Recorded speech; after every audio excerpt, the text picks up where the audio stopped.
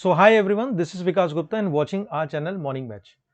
आज हम लोग नॉर्मलाइजेशन, ये बहुत ही इंपॉर्टेंट टॉपिक है आपका डीबीएमएस में, और एनोमलीज पढ़ेंगे। तीन तरह की एनोमलीज होती हैं: इंसर्शन, अपडेशन और डिलीशन। ठीक है, और बहुत अच्छे अच्छे टेबल के साथ पूरा प्रॉपर समझेंगे। तो इस वीडियो को एंड तक देखिएगा ताकि आपको मैक्सिमम बेनिफिट मिल सके। देखिए, नॉर्मलाइजेशन बाय डेफिनेशन अगर हम लोग समझें तो ये होता है, it is a process to remove और reduce redundancy from a table so as to achieve data consistency. एक ही डेफिनेशन में बहुत सारी बातें कह दिया इसने। देखिए, नॉर्मलाइज मतलब कि एक टेबल हम लोग ऐसा बनाते हैं, एक प्रोसेस होता है जिसमें हम लोग डुप्लीकेसी हुआ या डेटा इनकंसिस्टेंसी को हम लोग रिमूव करते हैं। ठीक है, मान लीजिए डुप्लीकेसी हुआ तो उसको हम लोग रिमूव करते हैं, रिडंडेंसी को हम लोग रिमूव करते हैं ताकि हम लोगों को डेटा कंसिस्टेंस मिल सके। अब डेटा कंसिस्टेंसी क्या होता है, ये सब हम लोग एग्जांपल देखेंगे ना, तब ज्यादा क्लियर होगा। देखिए, जैसे मान लीजिए कि ये टेबल है, आधार नंबर, नेम, एज, एड्रेस। ठीक है, अब जनरल मैं बता रहा हूं कि आधार नंबर किसी वजह से, अब मैं इसको सोल्यूशन बाद में बताऊंगा, ये आपका देखिए कितना है, 3271, राम, एज 32, एड्रेस एबीसी। फिर एक अलॉट हुआ आधार नंबर 4333, ये ठीक है, विकास 28। तीसरी बार जब अलॉट हुआ और ऐसा नॉर्मलाइज जब नहीं हुआ था प्रोसेस, तब क्या हुआ, गलती से 3271 दो बार एंटर हुआ। देखिए 3271 यहां भी, 327 यहां भी। अब देखिए, आधार नंबर किसी भी पर्सन का यूनिक होता है, क्योंकि वो यूनिक आइडेंटिटी बताता है कि आप इंडिया के सिटीजन हो, आपका भाई आधार नंबर ये है। जैसे पीएनआर टिकट होता है ना, टिकट होता है, वो एक ही टिकट पे दो आदमी थोड़ी ट्रेवल करते हैं। उसी तरह से इंडियन गवर्नमेंट ने आधार नंबर जो बनाया है, ये यूनिकनेस लाने के लिए बनाया है, ताकि आदमी की पहचान हो सके। तो अपने आप में देखिए गलती हो गई, 3271 से आधार नंबर से राम ने भी एनरोल कर लिया और 3271 से श्याम ने भी एनरोल कर लिया। तो यहीं पर देखिए आपका क्या हुआ, डुप्लीकेसी आ गई। ठीक है, तो डेटा इनकंसिस्टेंट हो गया। तो अब क्या है कि इसका सोल्यूशन क्या है, तो सोल्यूशन है आपका, जैसे मान लीजिए इस केस में हम लोग क्या करते हैं कि आधार नंबर को हम लोग प्राइमरी की बना देते हैं। आधार नंबर को क्या बना देते हैं, प्राइमरी की। प्राइमरी की क्या होता है, उससे यूनिक वैल्यूज हम लोग एंटर कर सकते हैं while inserting in the database. ठीक है, तो क्या होगा, जैसे ही आप आधार नंबर एंटर करोगे 3271, उसके बाद एंटर हो जाएगा 4333 एंटर। जैसे ही 327 दूसरी बार एंटर करोगे, डेटाबेस वहीं पर डिनाई कर देगा। ठीक है, क्योंकि इसकी प्रॉपर्टी है यूनिकनेस लाने के लिए। ठीक, तो एक तो जैसे इस कंसिस्टेंसी इस टाइप का हुआ। दूसरा देखिए किस तरीके का हुआ, जैसे कि हम लोग एग्जांपल समझते हैं। तो आइए हम लोग इस एग्जांपल को देखते हैं। देखिए, इससे हम लोग फिर समझते हैं कि क्या दिक्कत हो रही है इस टेबल में। देखिए, ये दिया हुआ है employee ID, employee name, age, salary, project name और ये एचआरए। ठीक है, ये सब कॉलम्स हैं हमारे। और थोड़ा हम लोग देख लेते हैं इस, देखिए एम्प्लॉय आईडी 1 नाम से राम है, एज इनका दिया हुआ है, 20,000 सैलरी है, प्रोजेक्ट ये सॉफ्टवेयर प्रोजेक्ट पे काम कर रहे हैं, और इनका एचआरए जो है 2000 है। फिर इसी तरीके से अरविंद है। फिर देखिए राम कई बार हम लोग जो डेटा इसमें दिया हुआ है। तो देखिए इसमें प्रॉब्लम क्या आती है, प्रॉब्लम ये आती है कि जैसे सपोज कर लीजिए कि ये एम्प्लॉय आईडी देखिए 1 है, राम। ठीक है, अगर इसकी सैलरी चेंज हो जाती है, मान लीजिए 20,000 है, इसका सैलरी 25,000 हो जाती है, तो वो जो अपडेट क्वेरी रन करेगी, वो इस कॉलम में भी रन करेगी, ठीक है, यहाँ भी रन करेगी, यहाँ भी रन करेगी और यहाँ भी रन करेगी। मतलब एक छोटा सा डेटा चेंज करने के लिए आपको कितने कॉलम टोटल अपडेट किए, 4 कॉलम अपडेटेड। ठीक है, ये तो एक छोटा सा एग्जांपल है। उस तरीके से कोई भी ऑर्गेनाइजेशन में या कोई भी एप्लीकेशन में बहुत ढेर सारे इस तरह का अगर कॉलम रिडंडेंसी रहेगा, ठीक है, या अपडेट चलेगा, तो वो सिस्टम क्या हो जाएगा, थोड़ा स्लो हो जाएगा, एप्लीकेशन थोड़ा स्लो हो जाएगा। क्यों, क्योंकि एक छोटा सा डेटा आपकी हिट कर रही है और multiple number of queries, multiple number of update उस टेबल या उससे रिलेटेड और टेबल में भी रन कर रही है। ठीक है, तो ये भी एक तरह का क्या है, आपका अननॉर्मलाइज्ड है। तो इसको नॉर्मलाइज मान लीजिए हम लोग करना चाहते हैं कि भाई हम लोग ज्यादा कुछ ना करें, इसको एक ही क्वेरी रन करें। तो हम लोग क्या कर सकते हैं, देखिए इसका क्या सोल्यूशन होगा फिलहाल। तो देखिए इसी नॉर्मलाइजेशन से हम लोग फर्स्ट एनएफ, 2 एनएफ, 3 एनएफ वो सब लेटर ऑन पढ़ेंगे। ठीक है, जिसमें हम लोग समझेंगे कि कैसे टेबल को रिड्यूस किया जाता है नॉर्मलाइज फॉर्म में। ठीक है, तो अगर मान लीजिए कि हम लोग ये सोल्यूशन इसका बनने जा रहा है कि अगर हम लोग employee ID, employee name, salary और HRA, ठीक है, सैलरी और HRA, इसका बस एक टेबल बना दें तो क्या क्या हमारे पास रिकॉर्ड था, 1, ठीक है, 2 और 3। तो 1 आपका था राम, ठीक है, सैलरी थी 20K और HRA थी, सॉरी HRA कितना था, 2K।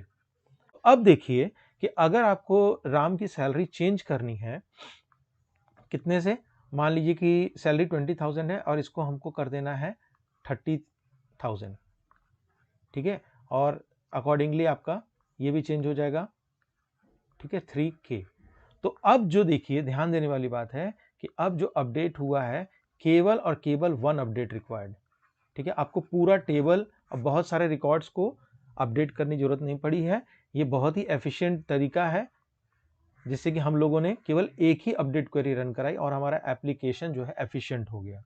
तो हम लोग क्या किए कि कुछ टेबल को कुछ कुछ रिकॉर्ड जो है कॉलम उसको अलग अलग में तोड़ लिए, ठीक है। जैसे पिछले वाले में क्या था, देखिए इसमें क्या क्या था, बहुत सारे डेटा मिक्स थे, employee ID, employee name, age, project name. अब देखिए ये सब रिक्वायर्ड नहीं है, इसका एक अलग बना दीजिए, प्रोजेक्ट नेम हुआ उसका अलग टेबल बना दीजिए और ये टेबल अलग बना दीजिए, ठीक है, क्योंकि सैलरी वगैरह तो हर साल अपडेट होती रहती है। तो अगर इस टेबल को हिट करेगा तो केवल एक अपडेट रन करेगा, और मेन टेबल में अगर आप उस तरीके से आप पूरा मिक्स डेटा को बनाओगे तो बहुत सारी क्वेरीज रन करेगी, वहां दिक्कत आ सकती है, वो अननॉर्मलाइज फॉर्म होगा। तो नॉर्मलाइजेशन हम लोग करते हैं ताकि हम लोगों को फास्ट सिस्टम मिल सके और हम लोगों को डेटा कंसिस्टेंसी मिल सके। तो आइए हम लोग नॉर्मलाइजेशन की समरी को समझते हैं। देखिए नॉर्मलाइज टेबल हम लोगों को क्या प्रोवाइड करता है, they are easier to understand, ठीक है, हम लोगों को ईजी होता है understanding, easier to enhance and extend record, ये अभी हम लोगों ने पिछले एग्जाम्पल में देखा है कि एनहांस या एक्सटेंड, ठीक है, अगर कोई चीज अपडेट करना है तो हम लोग नॉर्मलाइज करते हैं टेबल को डिफरेंट टेक्निक से, जैसे 1NF 2NF।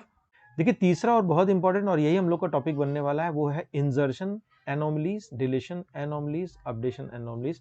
इससे हम लोगों को बचाव देता है, प्रोटेक्शन देता है। तो आइए हम लोग इंजर्शन एनोमली समझते हैं। देखिए इंजर्शन एनोमली क्या होता है, अगर इसको नोट डाउन करना है आप नोट डाउन कर लीजिए। It occurs in database when some attributes और data items are to be inserted in the database without the existence of other attributes। कहने का मतलब देखिए इस एग्जांपल को समझिए। ये टेबल है हमारी, इसमें टोटल स्टूडेंट है, ये कॉलम है, कौन से कोर्स आईडी है, कौन सा कोर्स नेम है और कौन सा टीचर है, ठीक है।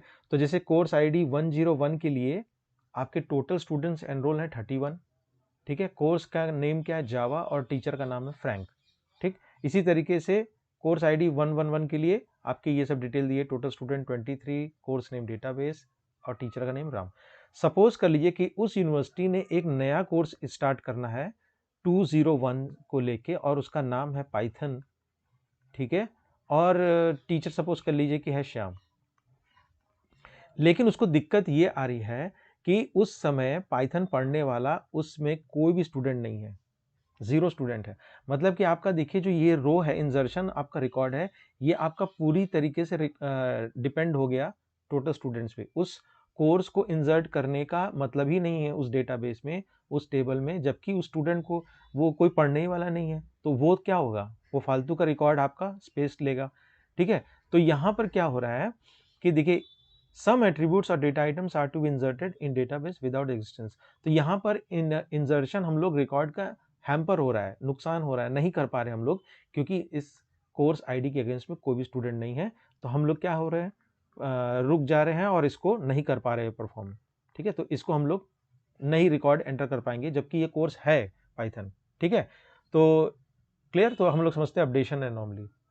तो आइए हम लोग अपडेशन एनोमली को समझते हैं, ठीक है। अपडेशन एनोमली क्या होता है, it occurs when a record is held in multiple places and all the copies of it are not updated, ठीक है। ये तो डेफिनेशन था।